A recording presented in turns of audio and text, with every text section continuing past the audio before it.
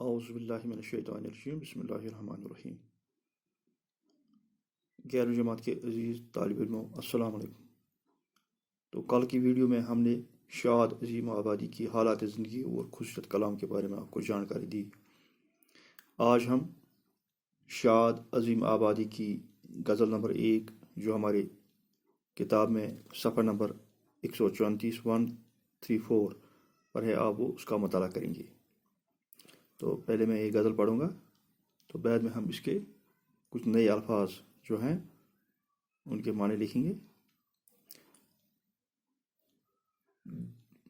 ڈھونڈو گے اگر ملکوں ملنے کے نہیں نایاب ہیں ہم، تعبیر ہے جس حسرت و غم، اے ہم نفسو وہ خواب ہیں ہم۔ یہ اس کا مطلع ہے اس غزل کا۔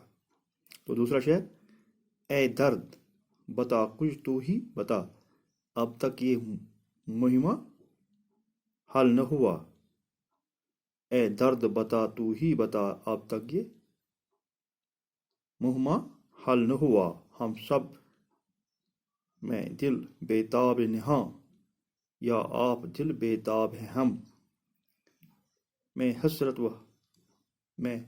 حیرت و حسرت کا مارا خاموش کھڑا ہوں ساحل پر، میں حیرت و حسرت کا مارا خاموش کھڑا ہوں ساحل پر، دریائے محبت کہتا ہے کچھ بھی نہیں پایاب ہیں ہم۔ لاکھوں ہی مسافر چلتے ہیں منزل پر پہنچے ہیں دو ایک، اے اہل زمانہ قدر کرو، اے اہل زمانہ قدر کرو، نایاب نہ ہو کامیاب ہیں ہم۔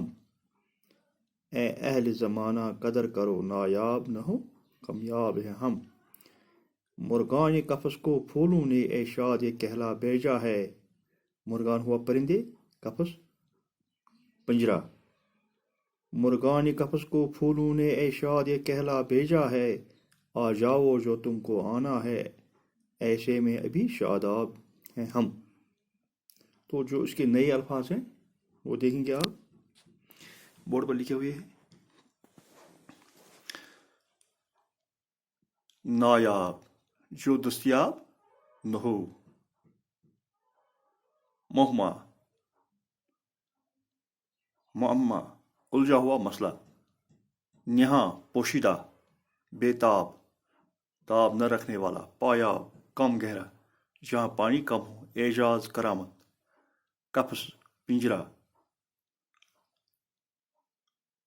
مضطر، بے بس، بے چین، معتقد، اعتقاد رکھنے والا، شاداب، سرسبز۔ یہ کچھ نئے الفاظ تھے جو اس غزل میں ہمیں ملیں گے۔ تو ہم اس کا پہلا شعر پڑھیں گے پھر دوبارہ۔ ڈھونڈو گے اگر ملکوں ملنے کے نہیں نایاب ہیں ہم، تعبیر ہے جس کی حسرت و غم، اے ہم نفس وہ خواب ہیں ہم۔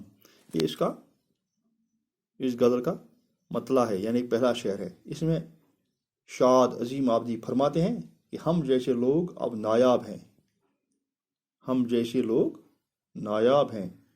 اگر آپ ملکوں ہم جیسے لوگوں کو تلاش کرو گے یا تلاش کی جائے تو ہم کبھی کہیں ملنے والے نہیں ہیں۔ اے دوستو وہ خواب ہیں ہم جس کی تعبیر صرف حسرت اور غم ہے۔ تو دوسرا شعر اس کا، اے درد بتا تو، اے درد بتا کچھ تو ہی بتا، اب تک یہ مہمہ حل نہ ہوا، ہم سب میں دل بے تاب نہاں، یا آپ دل بے تاب ہیں ہم۔ تو اس دوسرے شعر میں شاد عظیم آبادی اپنے درد و غم سے مخاطب ہو کر فرماتے ہیں کہ اب تو ہی بتا حقیقت کیا ہے، اب تک تو یہ بات واضح نہیں ہوئی کہ ہم میں بےتاب دل چھپا ہوا ہے، یا ہم خود ایک بےتاب دل کی طرح ہیں۔ یعنی بے چینی اور بےتابی کی انتہا ہے، اور یہ اس کی وجہ سے سمجھنا مشکل ہو جاتا ہے۔ تو تیسرا شعر اس کا جو ہے ہم پڑھیں گے،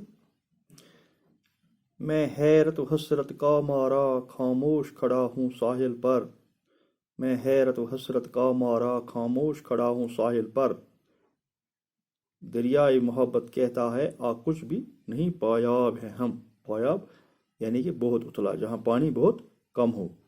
تو اس شعر میں شاد عظیم ادیب فرماتے ہیں کہ میں محبت کے دریا کے کنارے خاموش کھڑا ہوں اور حیرانی اور حسرت کے ساتھ دریا کی محبت کو دیکھ رہا ہوں کہ میں اس دریا میں تیرنے سے تو رہا، میں سوچ رہا ہوں کہ یہ میرے بس کی بات نہیں ہے میں اس دریا میں تیر سکوں۔ دریائے محبت نے مجھے خود ہی اپنی طرف بلایا اور کہا کہ گھبرا نہیں،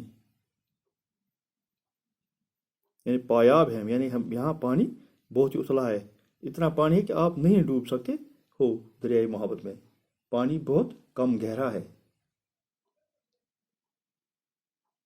اتنا گہرا نہیں ہے جتنا میں سمجھتا ہوں۔ لاکھوں ہی مسافر چلتے ہیں منزل پہ پہنچے ہیں دو ایک، اے اہل زمانہ قدر کرو نایاب نہ ہو کامیاب ہے ہم۔ تو اس شعر میں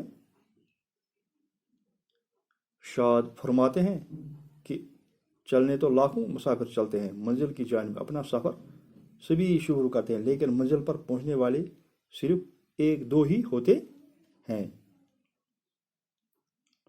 اور ہم منزل پانے والوں میں سے ہیں۔ اے زمانے والوں ہماری قدر جانو، ہم تو پہلے ہی کامیاب ہیں، یعنی بہت کم ہے، کہیں ایسا نہ ہو نایاب ہو جائے، یعنی ہم میں کوئی نہ رہ جائے۔ یہ مسلمہ حقیقت ہے کہ اہل فن کی زمانہ قدر نہیں کرتا، اور جو اہل علم کی قدر نہیں کرتا ہے، کیونکہ ایسے چند ہی لوگ ہوتے ہیں کامیاب ہوتے ہیں، اس لیے شاد فرماتے ہیں کہ ہماری قدر کرو، ایسا نہ ہو کہ ہم کامیاب ہو جائیں، یعنی کم ہو جائیں۔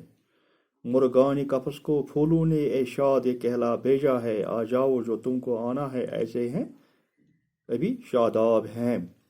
مرغانی قفس یعنی کہ جو پرندے پنجرے میں ہیں۔